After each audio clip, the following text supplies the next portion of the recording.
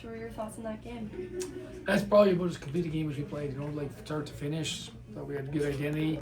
I thought we had a good push. I thought we attacked the net. It was good. Like, for the most part, they maybe surprised on the first penalty kill with a forecheck maybe weren't prepared for. I thought we settled in. I thought we had chances. We haven't kind of exploded scoring a little bit lately. So, but as I told the guys tonight, that's why you play a pretty complete game so you can win a 2-1 game, right? If you're not scoring, it hasn't gone in. They'll go in eventually here, because some of our best players had pretty good chances tonight, and it just didn't go in for us. So we just got to stay the course, and if you manage the game properly, and I thought we did as good a job of that tonight as we have, since Christmas break. So pleased with the effort. Yeah.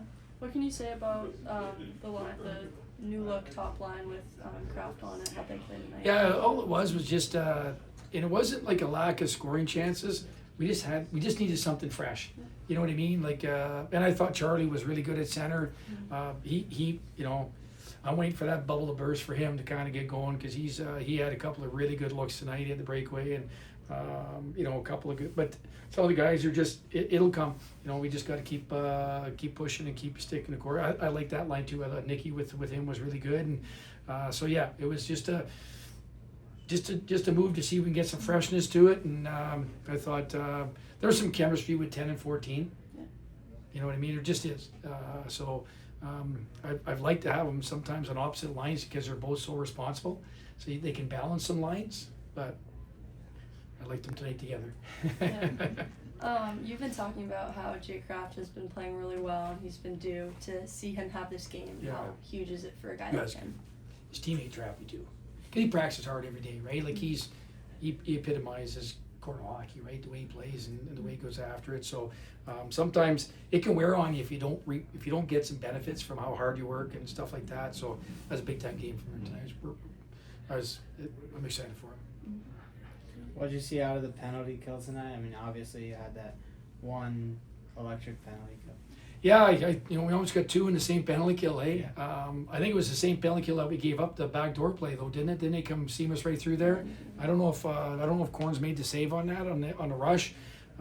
He made an unbelievable save in the last little bit there. 18 made a pretty good move on their team. He made a good blocker save. He was good tonight. But I thought we were prepared. I thought Brownie had the guys listen to the game plan, and I thought they were dialed in on what they had to do. And that's a good unit. I thought our special teams were good tonight. I thought our power play, we got a little bit surprised on our penalty on the forecheck for some reason at the start. We didn't handle it well the first one, didn't really get us set up. But after that, we generated some really good chances. But PK was good and hard, and didn't really give much, which was good because that's good power play. Yeah, have you guys practiced 3-on-3 at all? I mean, it's been a while since a lot of these guys. So all we did was when you have that time when you're going into that study week and exam week, you do a lot of that stuff. So we played some 3-on-3, scrimmage twice, 3-on-3 a little bit. Not since after Christmas, so we just touched it. But we knew we worked on when to change, how we want to do a face off at center ice to get two forwards on the ice. So we did some things like that, and it kind of was good. We got into it, but we spent quite a bit of time in December on that, just touching up to make sure we were all on the same page. We did preseason, and we just kind of did it then.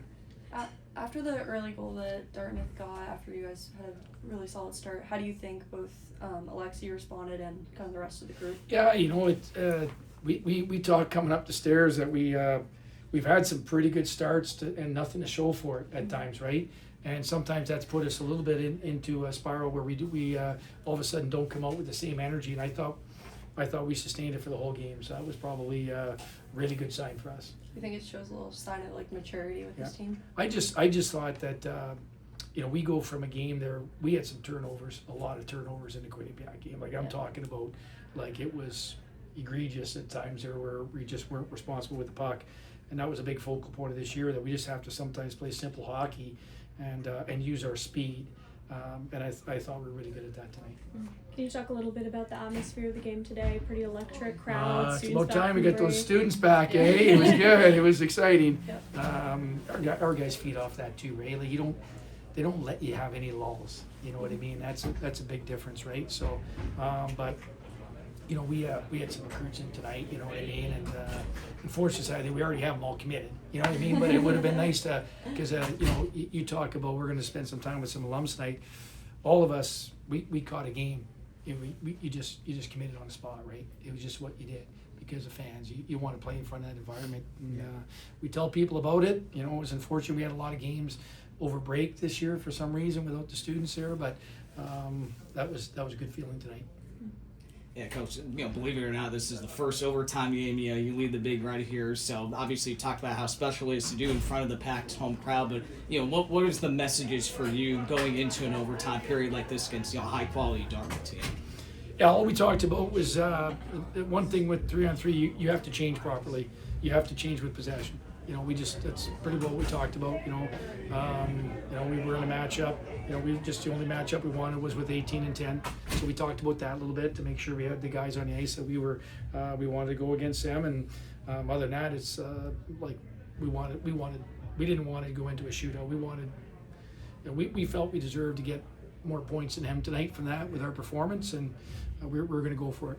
And you talked earlier this week for Dartmouth, like Quinnipiac really lives and excels in the neutral zone. So how do you assess your team's performance against them in that area? Yeah, I don't think we gave any, not a lot. It's we didn't give much transition for them, and that was a big key to the game. And then kind of speaking on the defensive side, you know, holding the leading scorer in the NCAA without a point and just one shot on goal. Just how impressed were you with the team's defense of holding Stavrov to pretty much nothing tonight? Yeah, I think it's just the fact that I think we played the game the right way, right? We didn't give it any away. We had, try to get Walshy against them right, and those guys were responsible and played against them the right way. And but you got to, he's got 20 goals. Like, I mean, and he's got 15 goals 5-on-5. Like, it's hard to score 5-on-5. So one guy to have 15 goals in like 20 games is like crazy. So he's having quite the year, but we obviously, had those guys aware of him on the ice, and it's a big reason why we got the W.